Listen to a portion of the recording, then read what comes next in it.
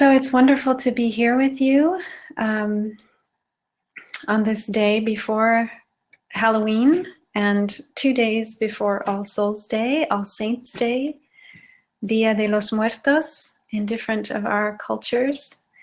And it's wonderful to see everybody here, some from Spain, some from London and Norway, France, from Boston, near Boston at IMS. So welcome.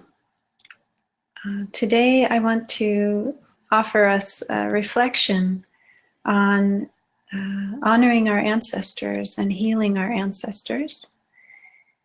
And so we'll begin with a guided sitting practice. So finding a position that is of ease and also upright, but not uptight. Something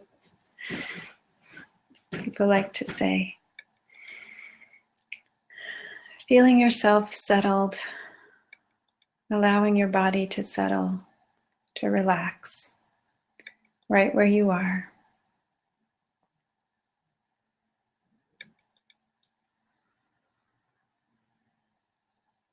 Feeling the contact between your body and whatever you're sitting on.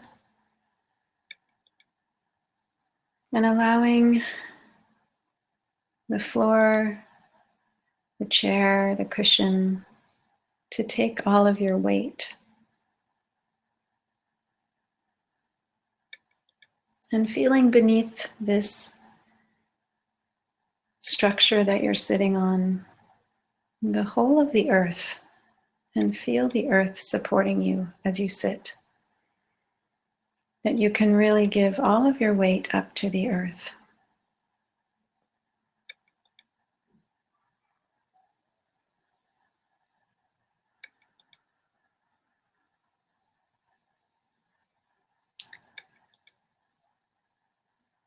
Connecting with your breath, with the flow of your in-breath and the flow of your out-breath.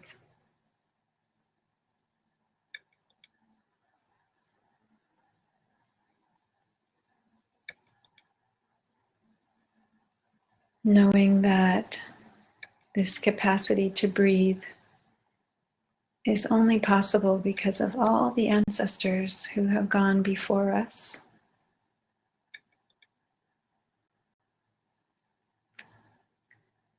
And made our own life possible. So as we breathe in and out, we can breathe in and out with the lungs of our ancestors.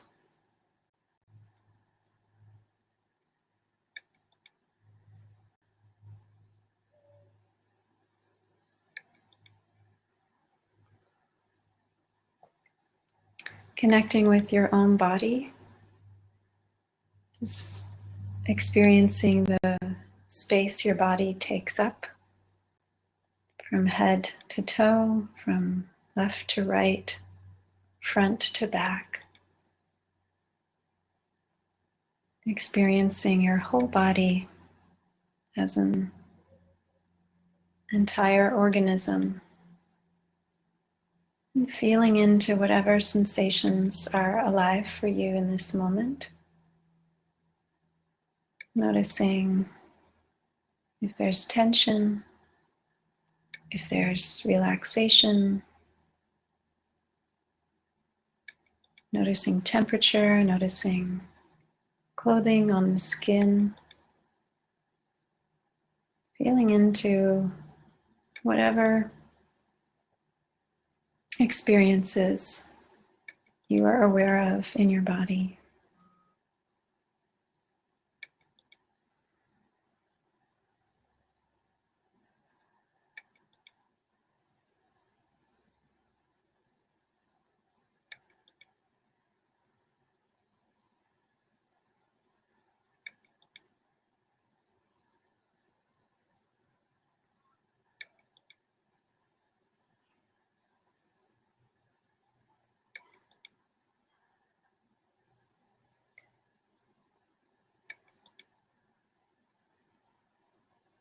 And as you connect with the experience of your body in this moment, also bringing up the awareness that this very body is the body of all of our ancestors. The blood ancestors that conceived us and gave birth to us, and all of their ancestors. But also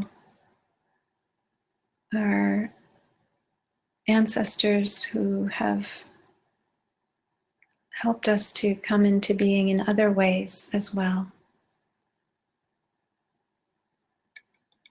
The ancestors of the land who have created over many generations a place where we could grow up, where we could be fed and clothed and educated, and where we could live in a home, where we could be cared for in our healthcare systems. These are the land ancestors, and they are also responsible for allowing our body to come into being. And then there are also the spiritual ancestors, those that we have learned from in our life, but also those that nurtured, those that have cared for us. So the traditions that we come from in our lineage, those are our spiritual ancestors. And they have also made our existence possible. So as we feel into our bodies, experiencing that our body couldn't be here without many generations of ancestors making this possible.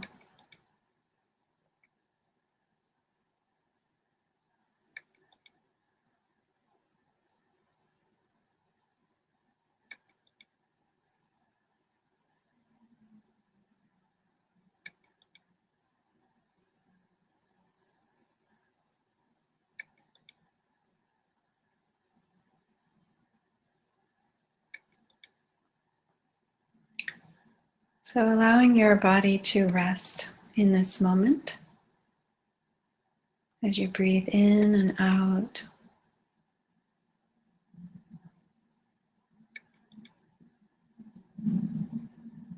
Perhaps inviting the body to really release whatever it may be holding with each out breath.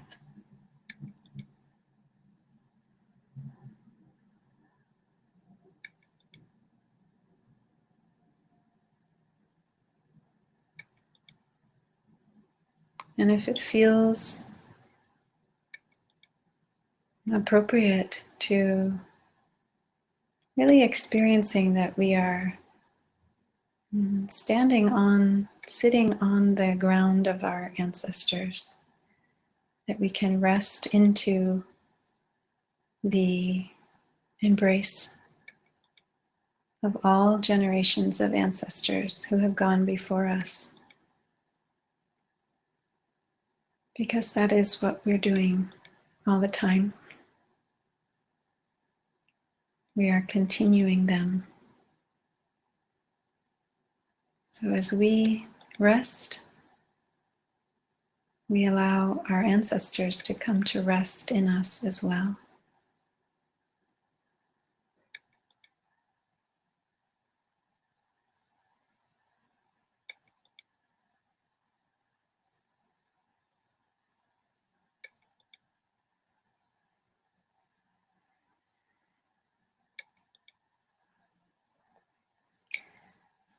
So bring to mind now an ancestor you have had a connection with.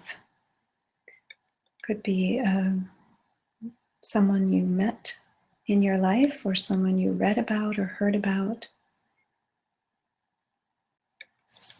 a grandparent, a great-grandparent, an aunt, an uncle, or perhaps someone in your spiritual community, a pastor, a minister, a priest,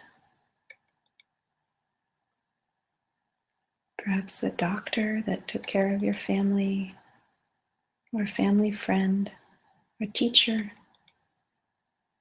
Bring to mind someone who has already passed away, but who is in some way an ancestor to you, who you feel some connection with.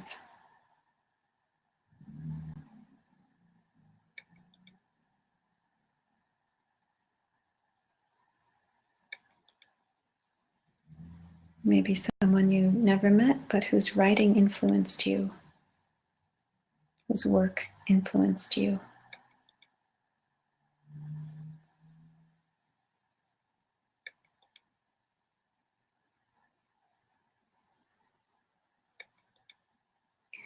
Connect with what this ancestor has passed on to you.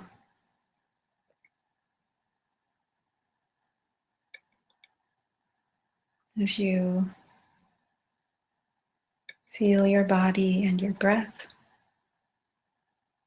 and your presence in this moment, open yourself to the gifts that this ancestor has brought you.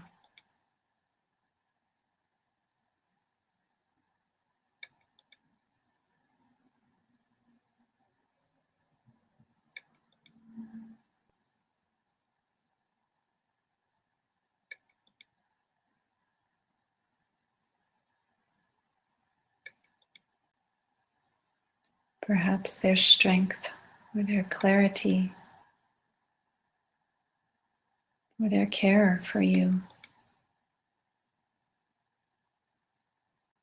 their commitment,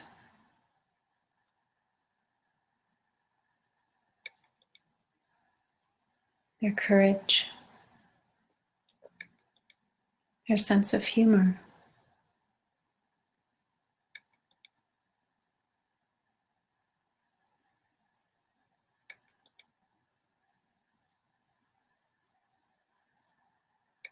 Their connection to community.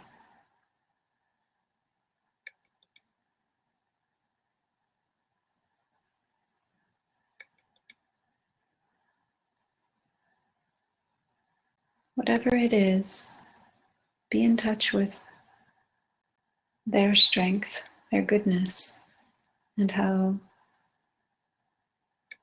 this is something they also transmitted to you.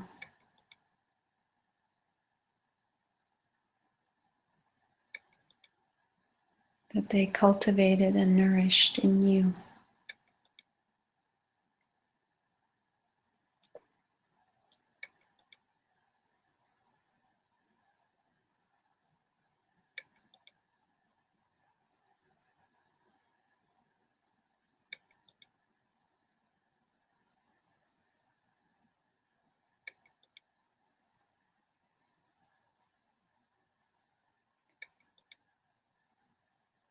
And giving rise to gratitude for this transmission.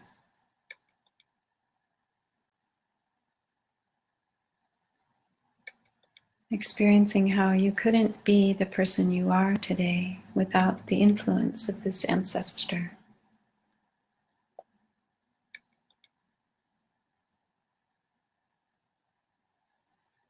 How your lives are interconnected and intertwined.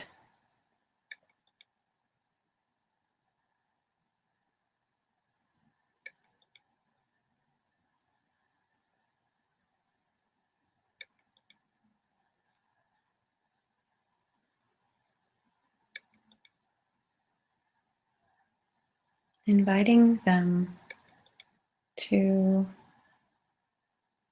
stay close to you,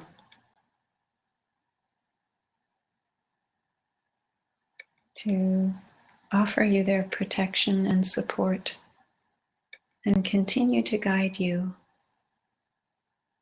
and support you.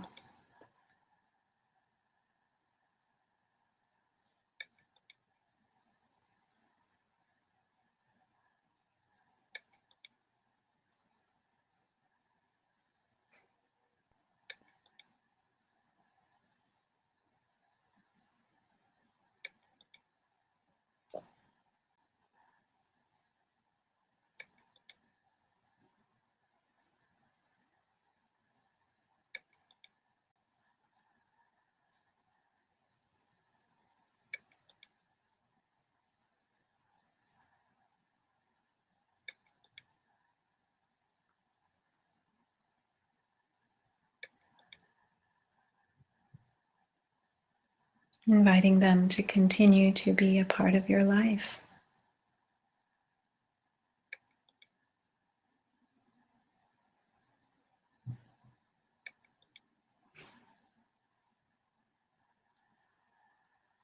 And also being aware that you continue this ancestor in your life,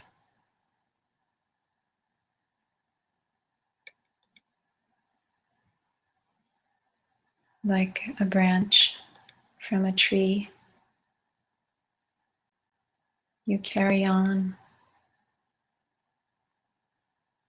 the life force of this ancestor. So perhaps offering an intention to this ancestor that you really want to live in a beautiful way that will offer them a beautiful continuation.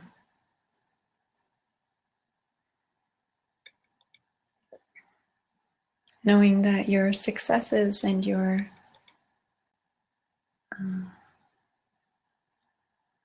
victories are also theirs, and also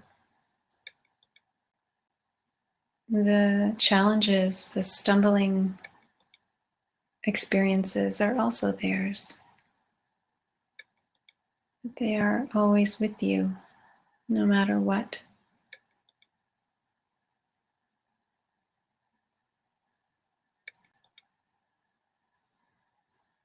Having a firm intention to carry their energy into the future in a way that brings healing and transformation to both of you.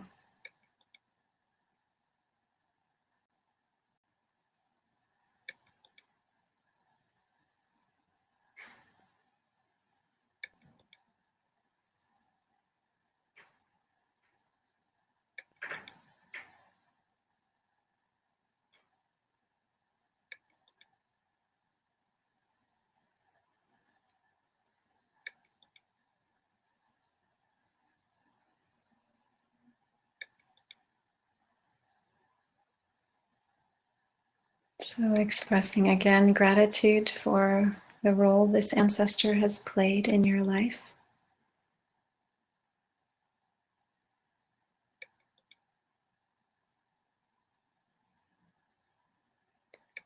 And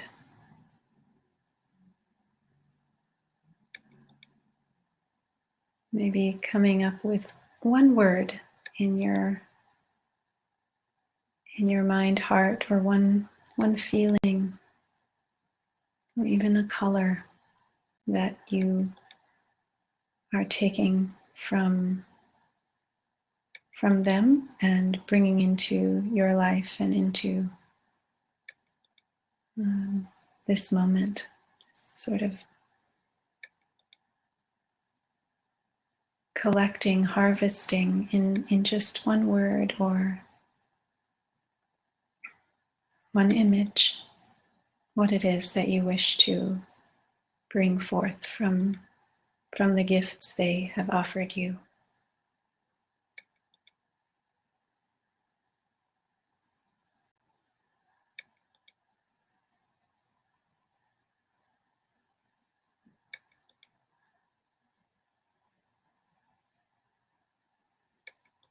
And connecting with your body in the space that you're in and with your breath.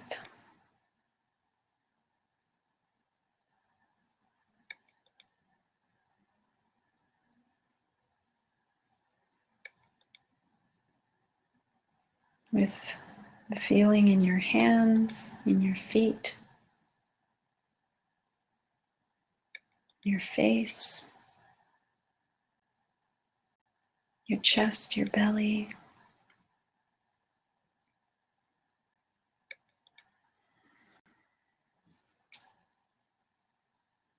And listening to the sound of the bell to close our meditation.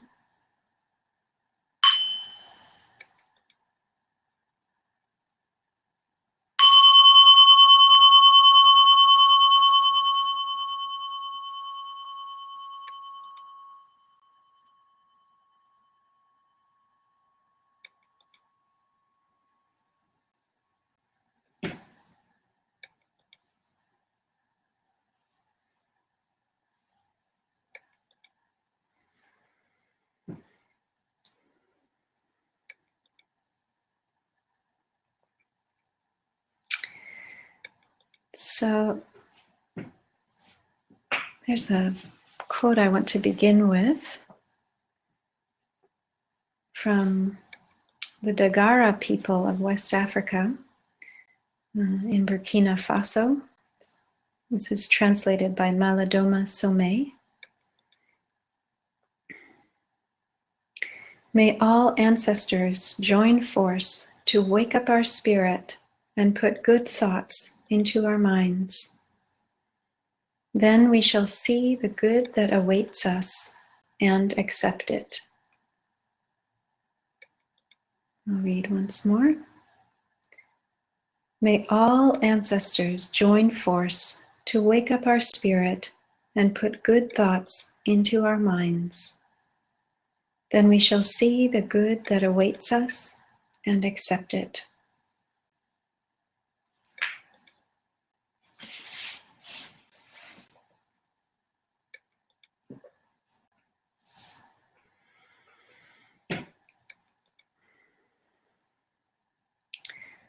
So this practice of connecting to our ancestors has been an important one for me in my own practice.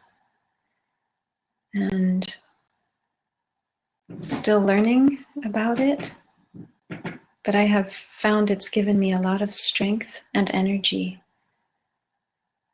In the tradition I'm trained in of Thich Nhat Hanh, we talk about 3 kinds of ancestors, and I mention them in our guided meditation.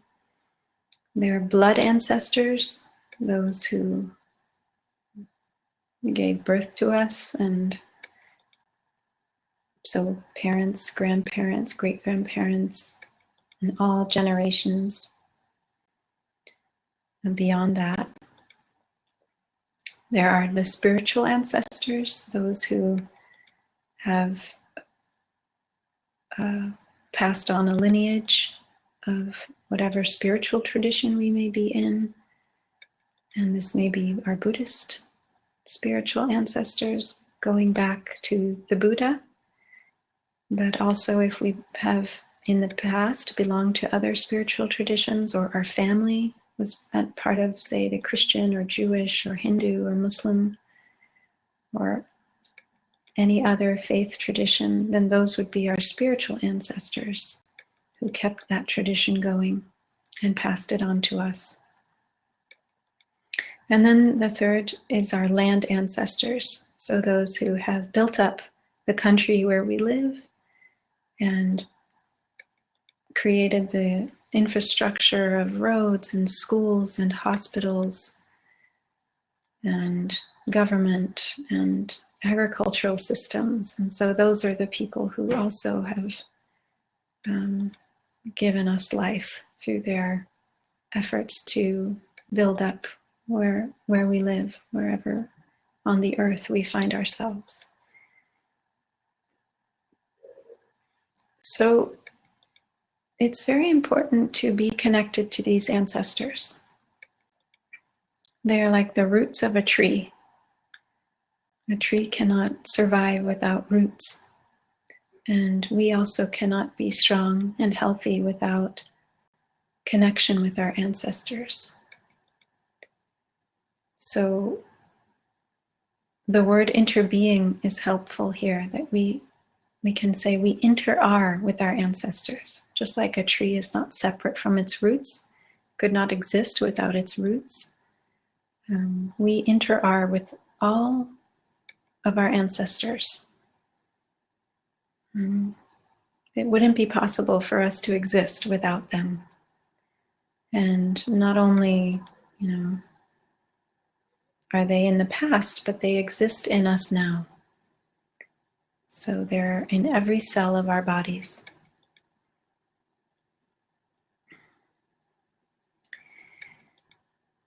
So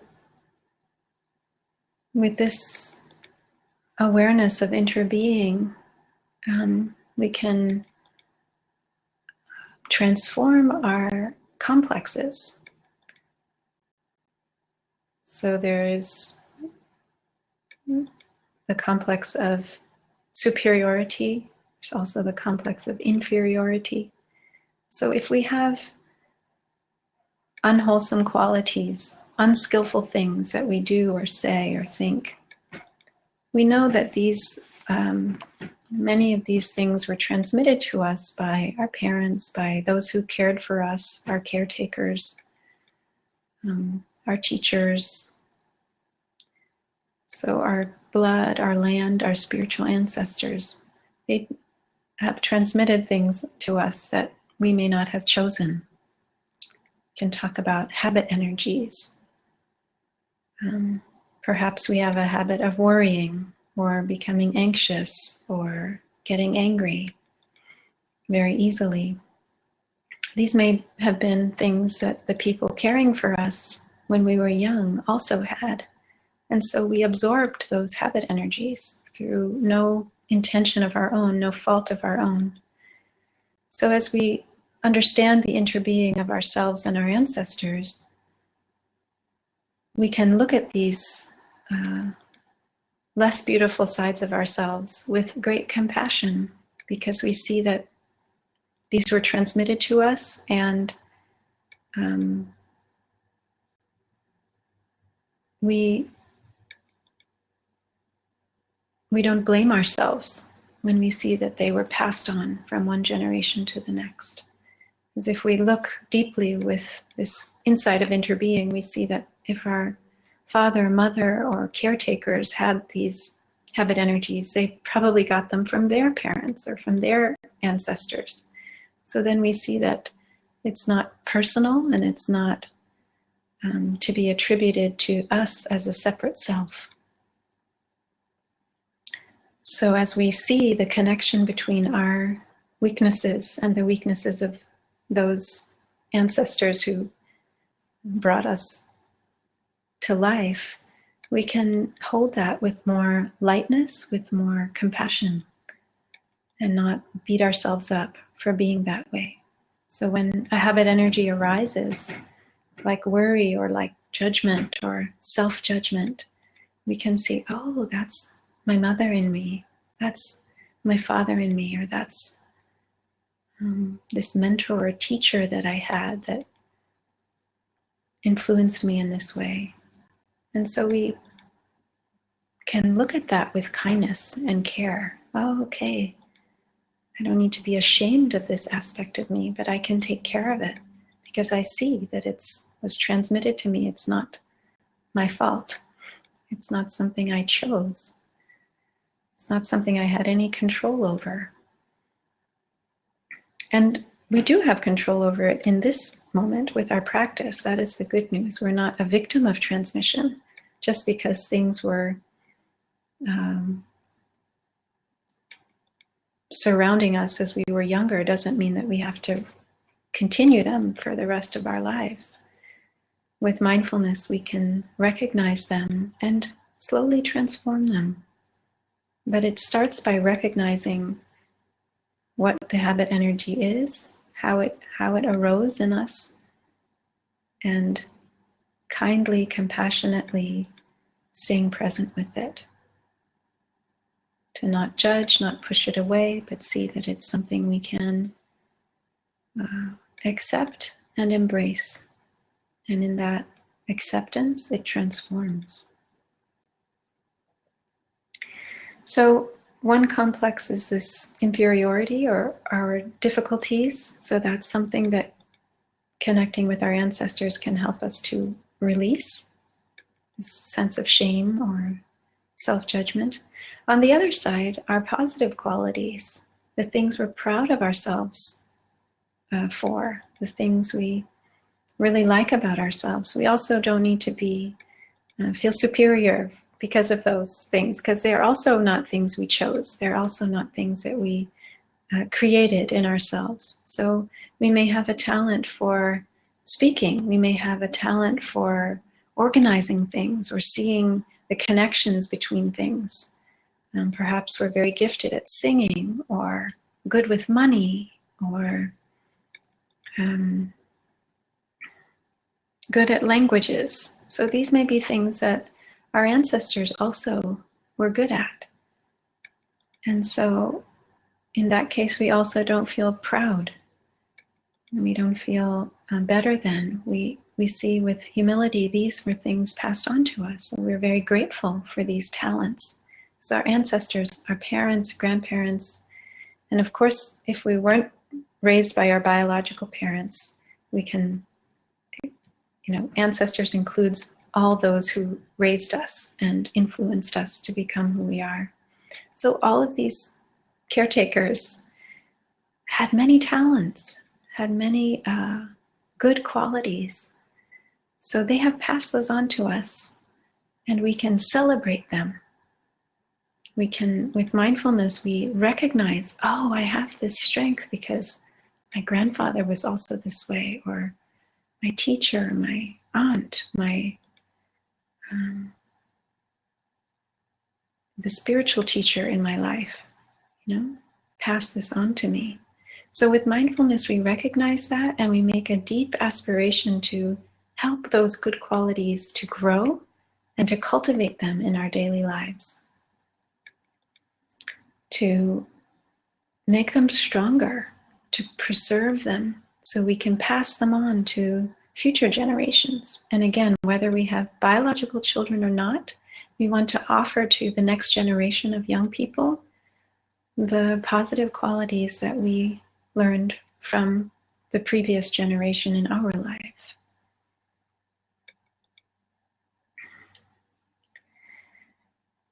So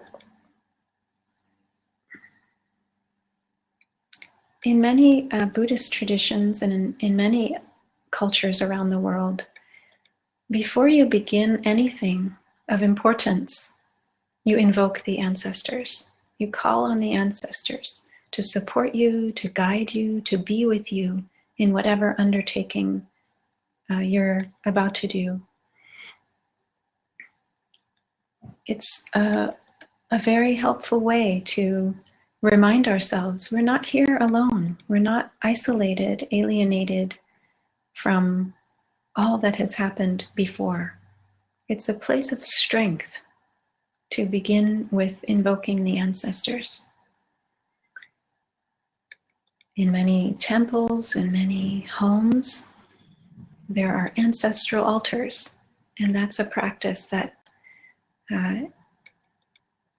could be an interesting one to take up if you haven't, to keep an ancestral altar with pictures of blood, spiritual, land ancestors, and to spend time regularly connecting with, in front of this altar with those who have gone before you.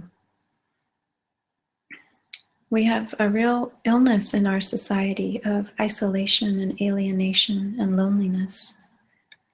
And my experience is that connecting with our ancestors heals this sense of isolation and loneliness. Because the truth is, we're never alone. Our ancestors are always there in us. It's just a matter of connecting with them. And they will be there for us. That's my experience.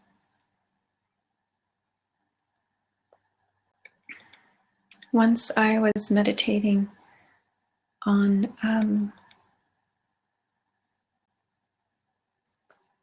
the female ancestors in my lineage, my blood lineage, and I visualized a circle of women all around me, and realized in connecting with this lineage of women that I had many, many mothers, not just my own biological mother. And that if there were things that I,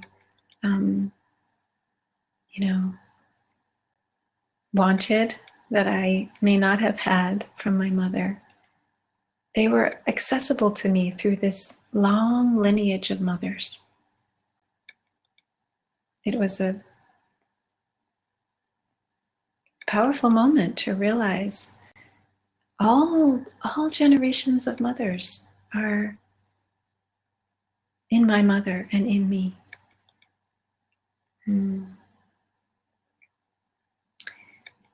And I felt an incredible richness. I felt very resourced when I saw it that way. We all have parents or caretakers that raised us that have shortcomings. It's part of being human.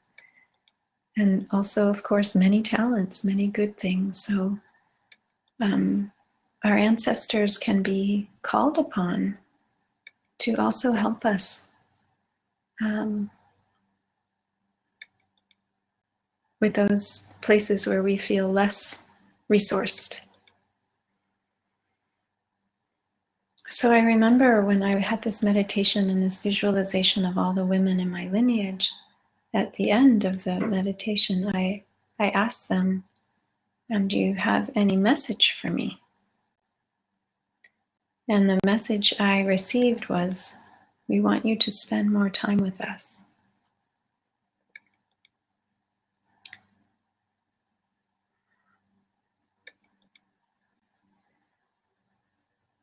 So that's something I will always carry in me. How can I respond to that message? Because it's really, it's an opportunity for me to touch my strength, to touch my deep solidity that goes beyond my personal small world of me as this separate self. When I touch into that invitation of my ancestors to spend more time with them, I'm touching into a place that is deeper than just my small story.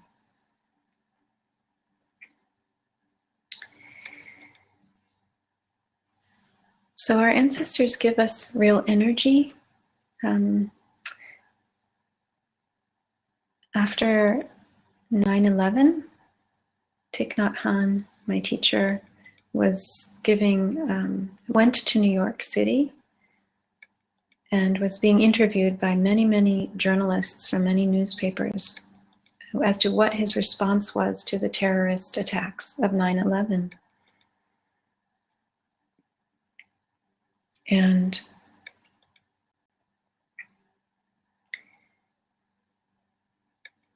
my father happened to be there with him, with a delegation, and just saw Thich Nhat Hanh give interview after interview after interview for hours. And he asked Thai, we call Thich Nhat Hanh Thai, just means teacher in Vietnamese. He asked Thai, how do you have the energy to give so many interviews one after another? And Thai said, it's the ancestors doing this. And it's not me. So I've always remembered that teaching, that when we feel like things are maybe too much for us personally, we always have our ancestors as backup. As we say in the US, they got your back. They've got our back, our ancestors. And there may be whole reservoirs of energy, of wisdom, of insight that are available to us that we don't usually touch into, that are below the surface of our usual, little well. We have a little well of our resource energy, but a well is filled from the groundwater. That's huge, that's big and wide and vast. So our ancestors are like that groundwater that can always replenish our well. And we find ourselves able to do things that we may not have thought were possible for us. So I want to share also a little bit about how we can transform the unwholesome things our ancestors have transmitted to us. I have a friend, Katrina Brown. She is a person of white European ancestry in the United States. She found out as a young woman that her ancestors had owned slaves. She's from the North. Her ancestors lived in Rhode Island, which is a northeastern state in the United States. So she found as a young woman in a journal her grandmother had given her that her ancestors had owned slaves and become very wealthy because of trading slaves. They were actually slave traders. And this opened a huge well of grief in her. And just getting a message that the video is off. Is anyone else not able to see the video?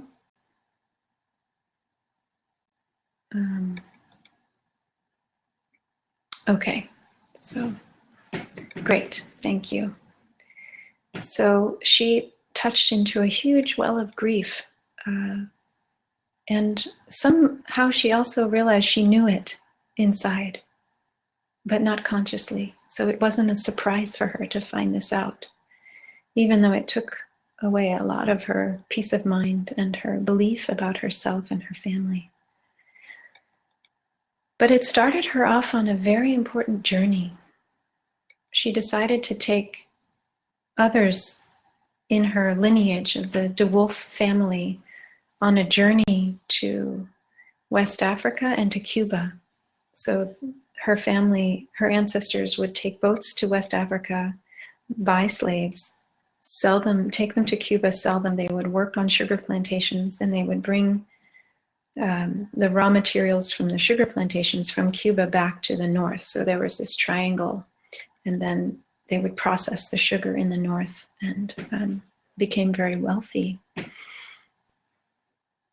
So she made a film about this experience. I think I brought it here with me to show you. It's called Traces of the Trade, Stories from the Deep North. A documentary by Katrina Brown. And she took 9 of her, cousins and relatives who also wanted to just really find out the real history of what their ancestors had done. And this film was on public broadcasting, PBS in the United States. And what I found remarkable was that nearly all of the relatives that went on this trip made healing racism and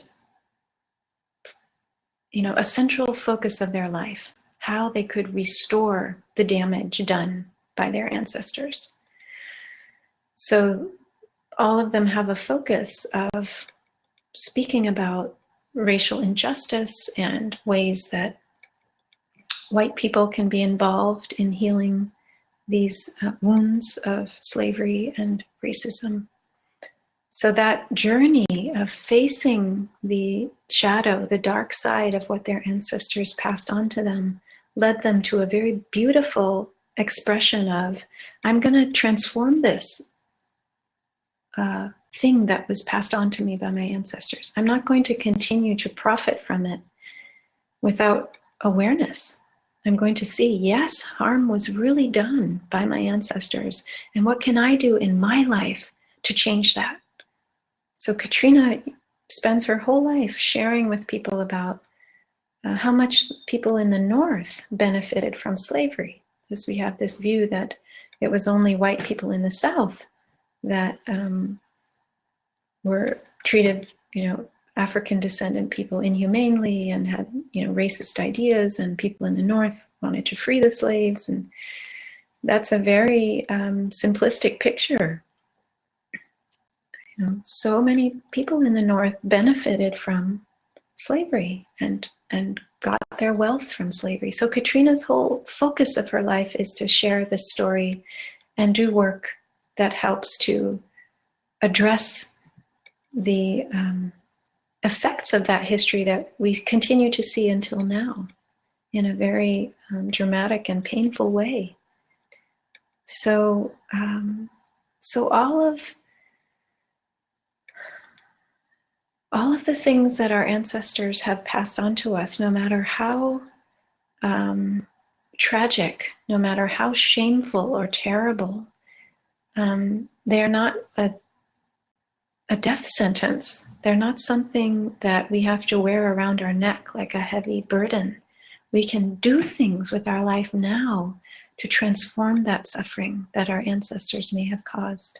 And we don't need to feel ashamed or guilty. If we act with compassion, with love, with wisdom, if we use the tools of the Dharma, we can touch that our ancestors also had so many good qualities, and they didn't want, in their heart of hearts, they didn't want that to continue. That maybe they were caught also because they didn't have the tools that we have in our lives to transform our suffering. But we can transform their suffering that is in us.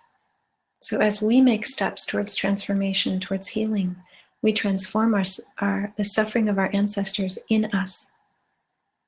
So we're not doomed to pass on the lineage of suffering, of pain to the next generation. We can make it stop with us. And that is a healing for all past generations. It is a very important thing because it's not just for us, it's for all of them. So I want to encourage us to go deeper into this practice. I'll share a link with you to the teaching on the touchings of the earth as taught in the Plum Village tradition. There's a practice of the 3 touchings of the earth and a practice of the 5 touchings of the earth. And this is a practice that helps us to connect with, on a regular basis, those ancestors, blood ancestors, spiritual ancestors, land ancestors. So I will share that link with you. They are also available in a number of books, that text that you can read or read out loud or contemplate, and then you would touch the earth, perhaps in front of your ancestor's altar, and allow that reflection to dwell in you for a few breaths, and then you stand up and then you read another touching of the earth and you bow down. So they're available online, and they're also in a number of books. One of the books by Thich Nhat Hanh is titled Teachings on Love. That has both versions of the 3 and the 5 touchings of the earth. You may like to read it and reflect on it. It may be helpful for deepening this practice of connecting to the ancestors. So I'm very grateful for your attention, listening to this reflection, and just want to end by letting you know that this offering of worldwide insight is made possible because of the generous giving by our listeners, by our friends. So if you appreciate this class, please support it. Your dana enables me to teach, and also Worldwide Insight to keep offering these wonderful resources. So there's a button next to the video where you can make a donation. Thank you very much. So we have a half an hour now for reflections, questions, sharing, and there is a button below the video where you can ask a question. I see there's one right here. It says, please explain how your ancestors are there with us, within our minds or in spirit. Thank you. So that's from Florence. Thank you for the question.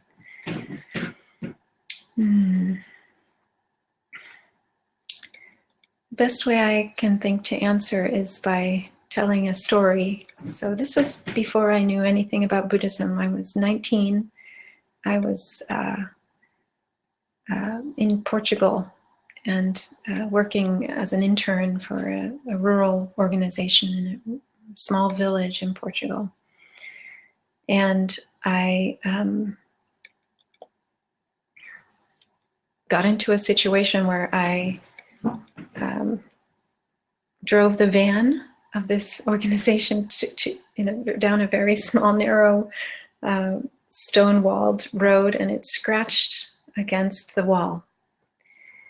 And I was in big trouble, and I didn't know what to do. The people leading the organization, I thought, were being quite unfair in their reaction to this event. And so I was quite upset, and I just lay in my bed and I called upon my great-grandmother. So I had known her all my life. She lived to be 101, and I grew up listening to her tell stories of her life and being born in 1900. And she was just a very loving, supportive presence in my life. So I was lying there, and I just knew somehow to call on her. And we called her Mudro. That was our name for her. I said, Mudro, please come and support me. I'm at a loss of how to respond to this situation.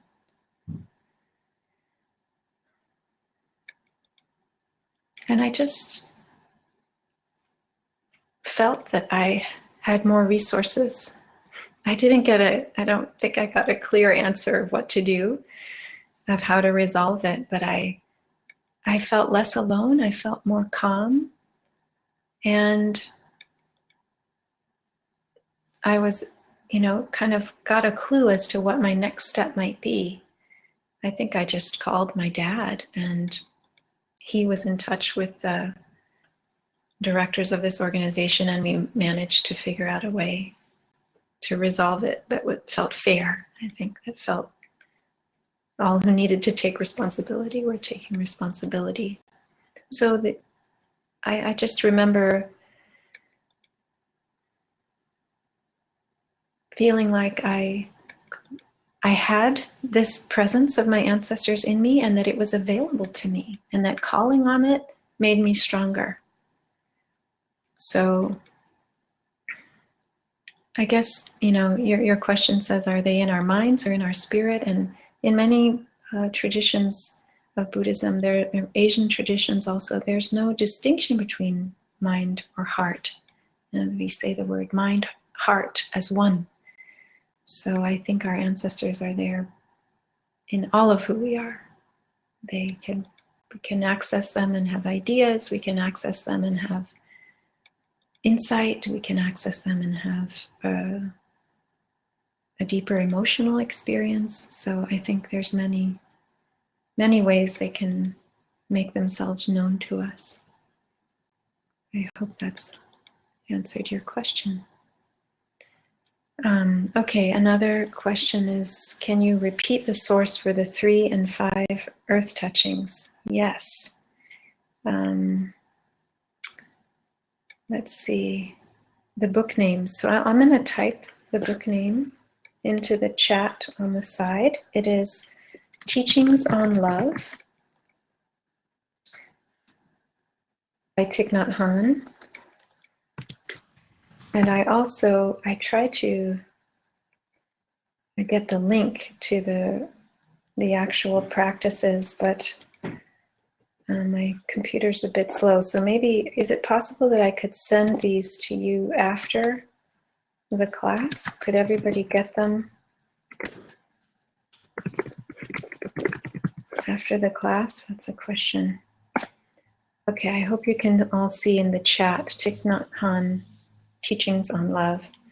But actually, if all you have to do is go to the Plum Village website, I'll type it in here, www.plumvillage.org, and you'll see the 3 and the 5 touchings of the earth if you type in the search box on that website.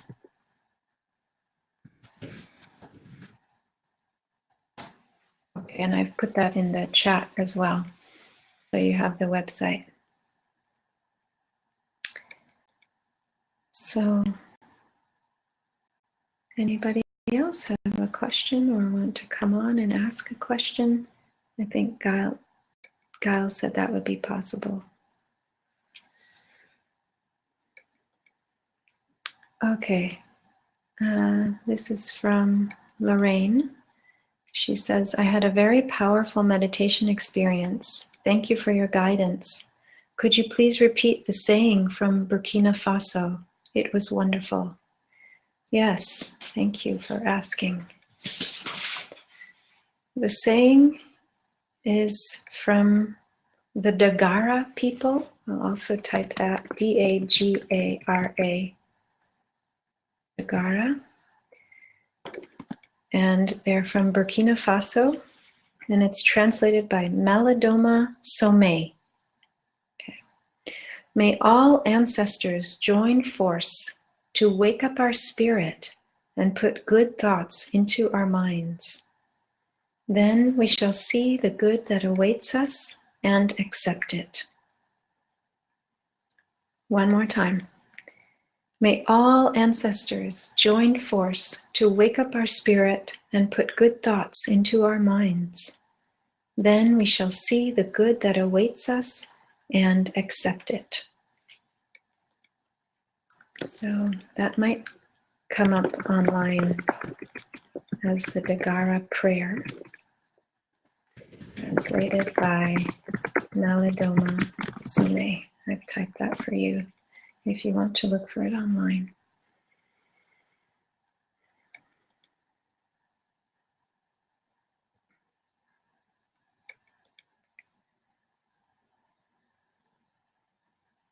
So anybody else have a question or comment?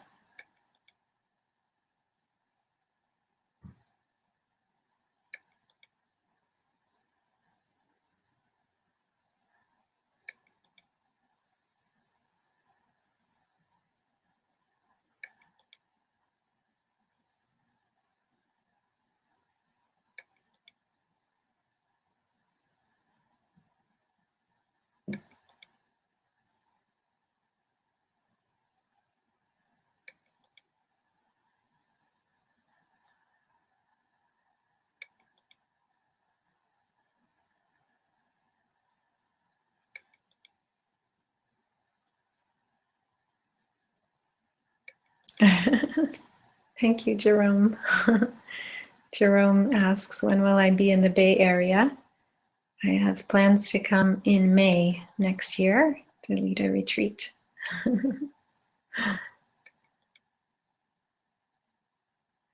And if you want to know more about my schedule, I didn't get to put my website on the bio, but if you'd like to visit my website, it's kyrajewel.com, and that will have my schedule upcoming. Okay, I see there's another question. I just added to the chat my website, kyrajewel.com. Okay, Sophie asks, how do you deal with traumatic family history? Thank you very much for this question, Sophie.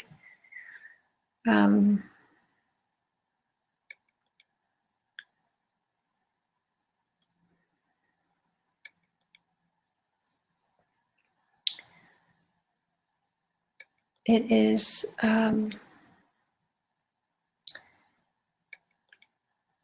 I think very important to have good support for ourselves outside of the family. The Sangha, the community of those who practice, is an important refuge, as well as those who are skilled in helping people work with trauma. Professional people, therapists, and counselors. And I think the first thing I would say is our family is in us, so we have to start with ourselves. So we start with our own trauma that has come to us from our family. And one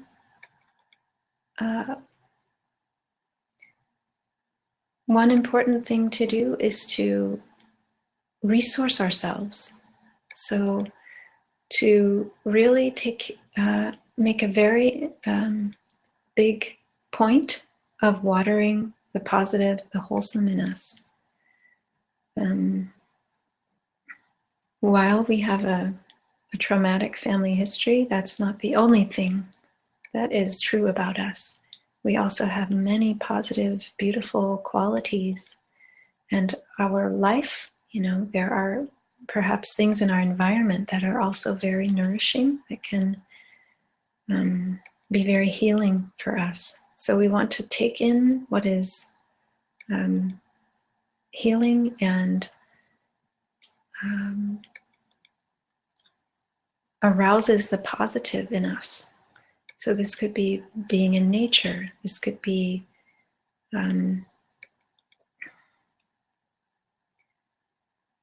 learning Dharma practices. This could be spiritual practices. This could be offering service to those in need. So anything that we know to do that strengthens us, we should do that, because we need that strength in order to not be overwhelmed by the pain in our family history when we turn to that. So it's almost like how doctors want patients to be strong enough before they do surgery. We need to be strong enough by watering all the positive seeds in us in order to take on our difficulty. And I think the practice of compassion is so crucial when we look at the traumatic family history, is to bring up really so much compassion for ourselves, for our pain, to call upon the healthy ancestors in us, because there are many healthy ancestors in us. We may need our spiritual ancestors to come help us. We may need our land ancestors to come help us. And we draw on the healthy parts of ourselves to take great care with the wounded parts, to look at the parts that have been hurt by trauma with great love and understanding and compassion. We see ourselves as a child, very fragile, very vulnerable, and we care for that child with all of our love. And then we also turn that compassion to our family members, because we know if they were if they created situations of pain for us, they also have a young child that was traumatized in them. So we turn that look of compassion, that look of kindness, of care, to the young child that was our father, our mother, our grandparent, our uncle, our aunt. And we see their vulnerability, their fragility, and we feel so much care for them that we don't want them to suffer. We don't want them to continue to suffer. There's a very powerful meditation called the Meditation on the 5-Year-Old Child, which may be helpful. In this case, it's in a book called Reconciliation by Thich Nhat Hanh. Again, the book is called Reconciliation, and it's on healing the inner child. And it has this meditation on reflecting on ourselves as a 5-year-old child, and then reflecting on our mother, our father, our caregiver as a 5-year-old child. So any point in which we see the trauma in our family history, we can go back and embrace that person in our history with compassion and love and understanding, knowing that they were suffering. If they created violence, abuse, pain for others, it was because they themselves were suffering. And if we have that understanding, we suffer much less if we can hold them with compassion. I hope that is helpful to your question, Sophie. Okay, there's a question from Pablo. He asks, can you speak about learning from different sources when you are not inside a permanent Buddhist tradition anymore? If you have had students with that approach or something. I mean, I used to be inside one for about 9 years, but no longer on it. Okay, so I think you're asking, how can you continue to learn and grow in your path when you're no longer in one particular tradition exclusively?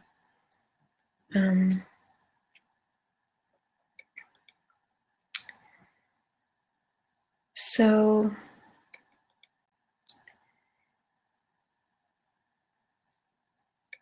I think it's important to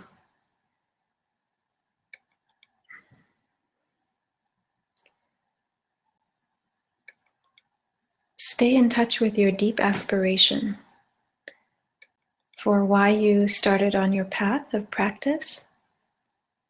So for reflecting on what was it that led you to join the original tradition that you joined, and maybe a wish for liberation or for deeper wisdom, insight, an intention to transform yourself. I think that is the most important thing, is to stay connected with that. And to find expression for that aspiration as concretely and as regularly as you can. So if it's no longer in one particular tradition, to stay committed to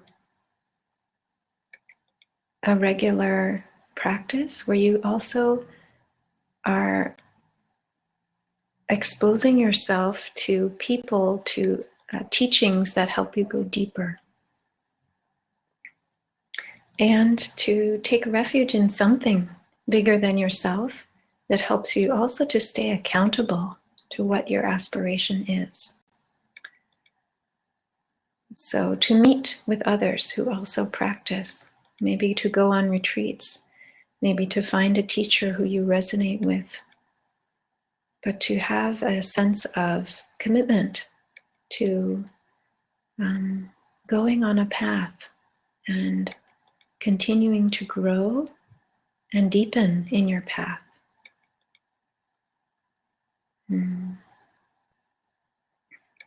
I hope that's helpful. If there's something more specific that you want to ask, okay, good, thank you. Okay, and Yvonne. Oh, Yvonne in Whitstable. Thank you. Yvonne says, hello from the seaside. Please, can you say more about healing our family history?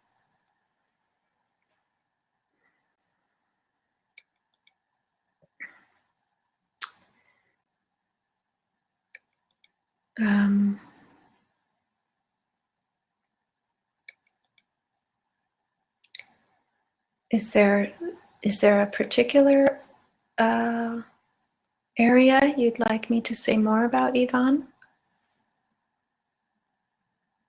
Oh, sorry, I see. You said you just answered this. The reconciliation book is wonderful. Okay, great. Thank you for that. Okay. And Sophie writes, thanks, Kyra. Looking at the 5-year-old child and having compassion for the child is very helpful. Sophie. Good.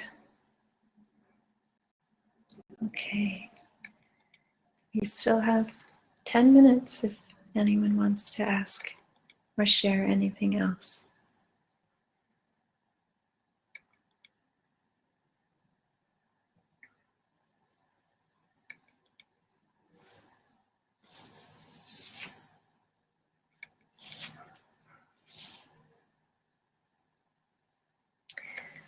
Perhaps I can just share a story with you that touches me very much. It's a story that Thich Nhat Hanh often would tell when speaking about transmission from our ancestors to us. This is a story about a boy, a true story, who came to Plum Village as an 11-year-old.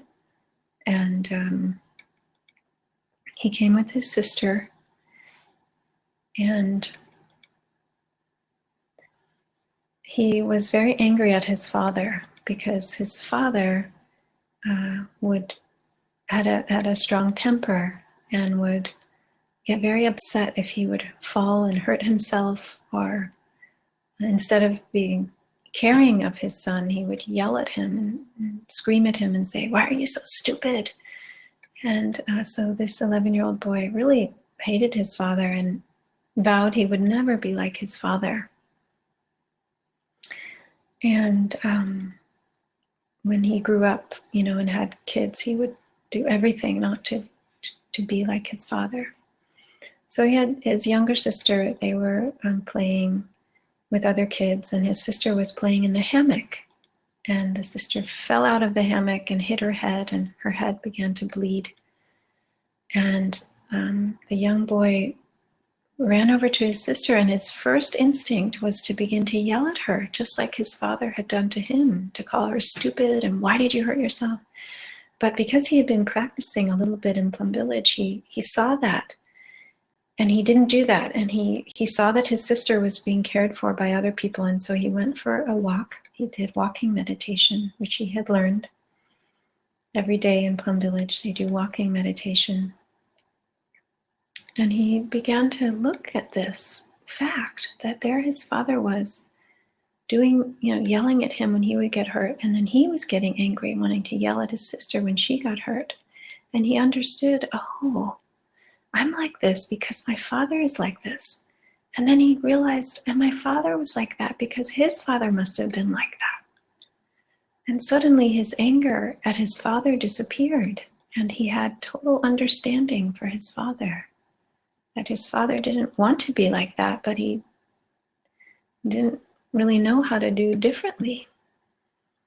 And so that brought him immense peace, and he was able to open his heart to his father and forgive. So this was an 11-year-old boy, and had that level of insight. So I just always am inspired by that, that each of us has that capacity for insight, for forgiveness, for seeing those who have hurt us in a new way, with understanding and compassion, and seeing how they were also victims of transmission. But it's only in seeing that, in really realizing that it's something that's been passed down, that we can stop it and not pass it on.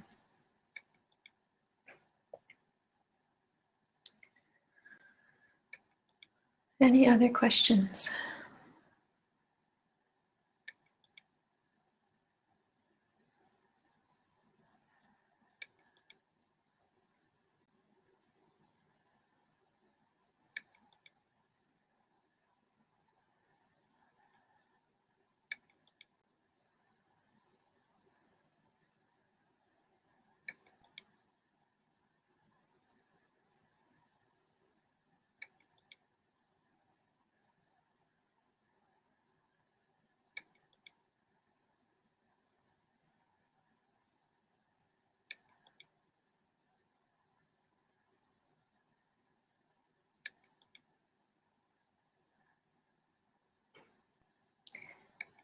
If not, oh, good. Pablo says, I think I understand my parents now much better.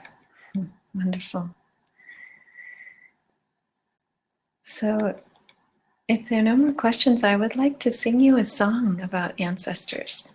This is from a cappella women's group in the United States. They're called Sweet Honey and the Rock.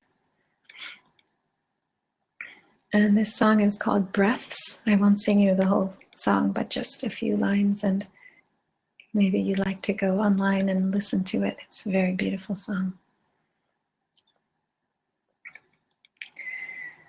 Listen more often to things than to beings. Listen more often to things than to beings. 'Tis the ancestors' breath when the fire's voice is heard. 'Tis the ancestors' breath in the voice of the water. Those who have died have never, never left. The dead are not under the earth. They are in the rustling trees, they are in the groaning rocks, they are in the crying grass, they are in the moaning woods. The dead are not under the earth. So listen more often to things than to beings. Listen more often to things than to beings. 'Tis the ancestors' breath when the fire's voice is heard. 'Tis the ancestors' breath in the voice of the water.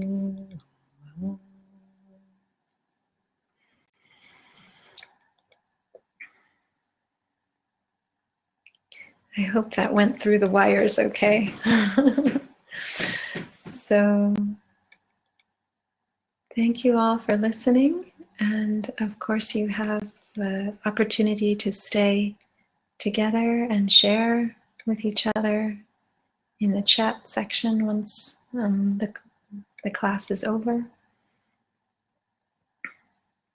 And I wish you all a happy Halloween tomorrow, a happy All Souls Day and All Saints Day after that, and a wonderful continuation of your ancestors in you, healing the suffering they have passed on, and growing and increasing the good that they have passed on to you. Thank you so much.